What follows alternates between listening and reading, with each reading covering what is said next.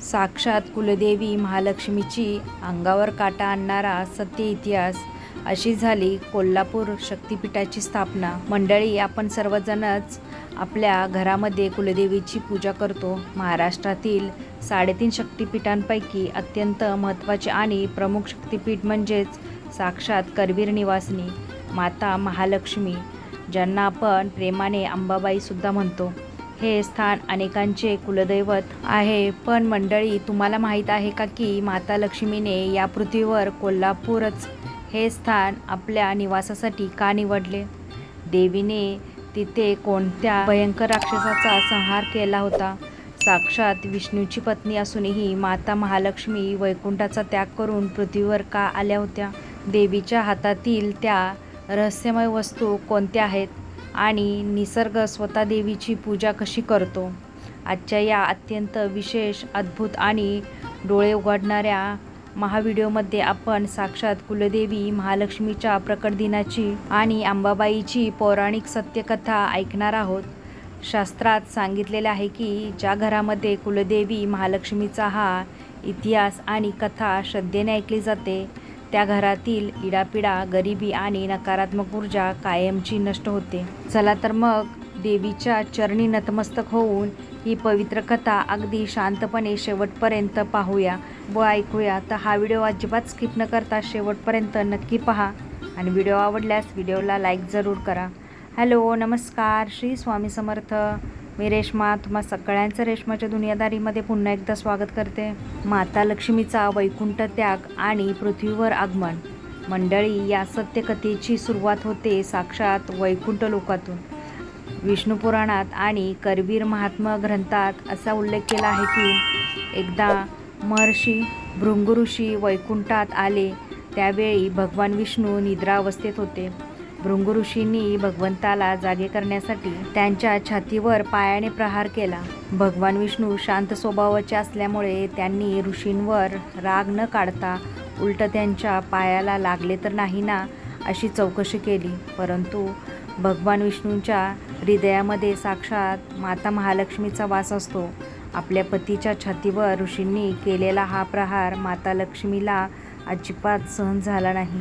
ऋषींचा हा अपमान आणि पतीची ही सहनशीलता पाहून माता लक्ष्मी अत्यंत क्रोधित झाली. देवी म्हणाली, स्वामी, ज्या हृदयात माझा वास आहे तिथे एका ऋषींनी लाथ मारली आणि तुम्ही त्याचा सन्मान करत आहात.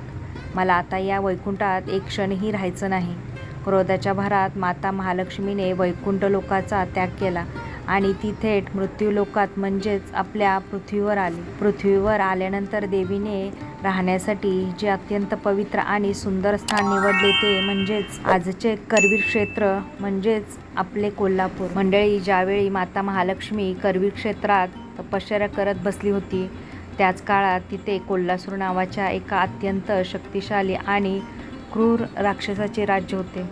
कोल्हासुराने ब्रह्मदेवाची अघोरी तपश्चर्या करून एक अद्भुत वर मागून घेतला होता. तो वर असा होता की कोणताही देव, मनुष्य किंवा प्राणी माझा वध करू शकणार नाही आणि जोपर्यंत मी जिवंत आहे तोपर्यंत या करवीर क्षेत्रावर देवांनीही पाऊल ठेवता कामा नये. ब्रह्मदेवाच्या या वरामुळे कोल्हासूर अत्यंत यातनादायक ठरत होता. तो उन्मत्त झाला होता. त्याने पृथ्वीवरील सर्व ऋषीमुनींचे यज्ञ उद्ध्वस्त केले, पवित्र गायींचा छळ सुरू केला आणि मानवावर भयंकर अत्याचार केला. त्रिलोकामध्ये त्याचा हाहाकार माजला होता. इंद्रदेवापासून ते सर्व देवापर्यंत सगळेजण भयभीत झाले होते. जेव्हा कोल्हासुराला समजले की साक्षात वैकुंठ सोडून माता महालक्ष्मी आपल्या करवीर क्षेत्रात येऊन राहिली आहे, तेव्हा तो आपल्या अफाट राक्षस सैन्यासह देवीवर चालून गेला. त्याने देवीला तिथून निघून जाण्याची धमकी दिली. त्यावेळी माता महालक्ष्मीचा क्रोध अनिवार्य झाला. ती आदिमाया जगदंबा शक्ती स्वरूपात प्रकट झाली. देवीचे रौद्ररूप आणि महायुद्ध. मंडळी, आबोल शांतता संपली आणि युद्ध सुरू झाले. कोल्हासूर आणि माता लक्ष्मी यांच्यात तब्बल 9 दिवस भयंकर युद्ध चालले. देवीने सिंहारूढ होऊन हातामध्ये गदा, खडगे, ढाल आणि धनुष्यबाण धारण केले होते. देवीच्या एका प्रहाराने कोल्हासुराचे लाखो राक्षस यमसदनी पोहोचू लागले. युद्धभूमीवर रक्ताच्या नद्या वाहू लागल्या. शेवटी 9व्या दिवशी माता महालक्ष्मीने आपले अत्यंत दिव्य आणि रौद्ररूप धारण केले आणि आपल्या गदेने कोल्हासुराच्या छातीवर प्रहार केला. त्या प्रहाराने कोल्हासूर रक्ताच्या थारोळ्यात जमिनीवर कोसळला. मृत्यूसमोर दिसत असताना कोल्हासुराचे डोळे उघडले. त्याला आपल्या पापाची जाणीव झाली. तो साक्षात जगदंबाच्या पाया पडला आणि रडत म्हणाला, हे माते, मला क्षमा कर. शक्तीच्या गर्भात मी तुला ओळखू शकलो नाही. आता माझा अंत निश्चित आहे, पण मरण्यापूर्वी मला तुझ्या चरणी 3 वर मागण्याची आज्ञा दे. कोल्हासुराचे 3 वर आणि देवीची अपार कृपा. कोल्हासुराने देवीकडे अत्यंत भावुक होऊन 3 वर मागितले. पहिला वर, हे माते, या करवीर क्षेत्राला माझ्या नावावरून कोल्हापूर हे नाव मिळावे. देवीने तथास्तु म्हटले. दुसरा वर, या क्षेत्रात जोपर्यंत तुझे मंदिर राहील तिथे माझ्या मृत्यूनंतर माझ्या आत्म्याला शांती मिळवण्यासाठी एक कोल्हासुराचे मंदिर बांधले जावे. देवीने हा वरही मान्य केला. आजही कोल्हापुराच्या अंबाबाईच्या मंदिराच्या परिसरात कोल्हासूर राक्षसाचे छोटे देऊळ पाहायला मिळते. तिसरा वर, दरवर्षी वध झाल्यानंतर देवीला जो कोहळ्याचा बळी दाखवला जातो तो माझ्या नावाने दिला जावा. देवीने हे सर्व वर मान्य केले आणि कोल्हासुराचा उद्धार केला.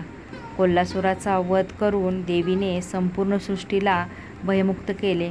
सर्व देवांनी स्वर्गातून देवीवर फुलांचा वर्षाव केला. भगवान विष्णू देखील माता लक्ष्मीला मनवण्यासाठी स्वतः पृथ्वीवर आले आणि त्यांनी देवीला करवीर क्षेत्रातच सुवासिनीच्या रूपात राहण्याची विनंती केली.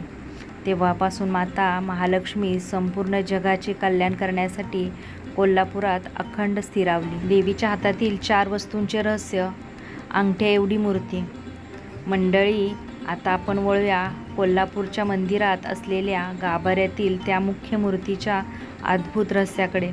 कोल्हापुरात जी माता महालक्ष्मीची अत्यंत प्राचीन मूर्ती आहे ती केवळ अंगठ्या एवढ्या मोठ्या शाळीग्राम शिळेपासून बनवलेली आहे. देवीच्या 4 हातामध्ये अत्यंत गूढ शस्त्रोक्त रहस्य दडलेलं आहे. देवीच्या खालच्या उजव्या हातात मातुलुंग म्हणजेच म्हाळुंगाचे फळ आहे, जे संपूर्ण सृष्टीच्या उत्पत्तीचे प्रतीक आहे. वरच्या उजव्या हातात गदा आहे, जी भक्तांच्या आयुष्यातील संकटांचा आणि शत्रूंचा नाश करते.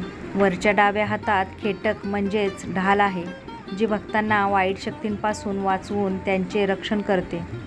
खालच्या डाव्या हातात पानपात्र म्हणजेच अमृतपात्र आहे, जे जगाचे पोषण करते. विशेष म्हणजे देवीच्या डोक्यावर साक्षात शेषनागाचे छत्र आहे, जे हे दर्शविते की माता लक्ष्मी वैकुंठातून बाहेर आली तरी आपले पती भगवान विष्णू यांच्याशी तिचे नाते अखंड आहे. वर्षातून एकदा घडणारा साक्षात किरणोत्सव चमत्कार. मंडळी, हा केवळ इतिहास नाही तर आजही घडणारा जिवंत आणि आधुनिक चमत्कार आहे. दरवर्षी नोव्हेंबर आणि जानेवारी महिन्यात निसर्ग स्वतः कुलदेवी महालक्ष्मीची पूजा करतो. या विज्ञानाच्या युगात मंदिराची रचना अशी अद्भुत आहे की पश्चिमेला मावळतीचा सूर्य आपली सुवर्ण किरणे थेट मंदिराच्या महाद्वारामधून आत पाठवतो. पहिल्या दिवशी ही सुवर्ण किरणे थेट देवीच्या चरणांना स्पर्श करतात. दुसऱ्या दिवशी सूर्यकिरणे वर सरकून देवीच्या कमरेपर्यंत पोचतात. तिसऱ्या दिवशी साक्षात सूर्यदेव महालक्ष्मीच्या मुखकमलाला आपल्या किरणाने उजळून टाकतात. हा किरणोत्सव पाहण्यासाठी जगभरातून लाखो भाविक येतात.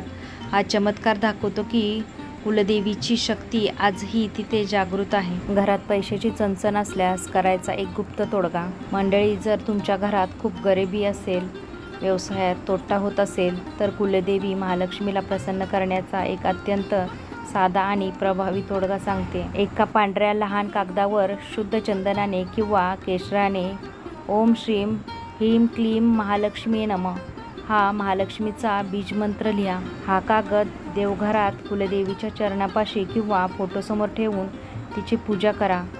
पूजा संपन्न झाल्यावर हा मंत्र लिहिलेला कागद एका लहान लाल कपड्यात किंवा पाकिटात ठेवून तुमच्या तिजोरीत किंवा कपाटात पैशाच्या जागी ठेवून द्या.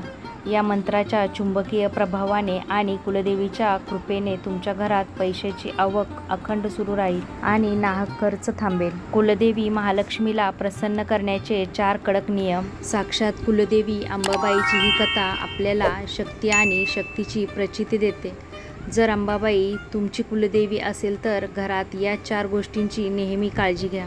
घरात कधीही स्त्रीचा अपमान करू नका. माता महालक्ष्मी ही स्त्री रूपाने घरात वास करते. ज्या घरात स्त्रीचा आदर होतो तिथेच देवीची कृपा राहते. जमल्यास दर शुक्रवारी कुलदेवी महालक्ष्मीला हळदी कुंकू लावून तिची खणा नारळाने ओटी भरावी. सुवासिनी महिलांनी कपाळाला कुंकू लावणे हे महालक्ष्मीचे रूप मानले जाते. त्यामुळे कपाळ कधीही रिकामे ठेवू नका. देवीला शांतता आणि सुवास प्रिय आहे, म्हणून घरात रोज संध्याकाळी भीमसेनी कापूर किंवा धूप अवश्य जाळावा. मंडळी, करवीर निवासिनी माता महालक्ष्मी जशी संपूर्ण जगाच्या रक्षणासाठी धावून आली, तशीच ती तुमच्या आणि माझ्या कुटुंबाच्या पाठीशी अखंड उभी राहो, हीच आई अंबाबाईच्या चरणी प्रार्थना. हा पवित्र इतिहास तुमच्या ओळखीच्या सर्व व्हॉट्सअप ग्रुपवर नक्की शेअर करा, जेणेकरून देवीचे महात्म्य प्रत्येकापर्यंत पोहोचले पाहिजे. आणि आपल्या चॅनलला जर सबस्क्राईब केलं नसेल तर सबस्क्राईब करा. पुन्हा भेटूया आपण अशाच एका नवीन व्हिडिओसोबत. तोपर्यंत सगळ्यांना श्री स्वामी समर्थ. जय जय स्वामी समर्थ.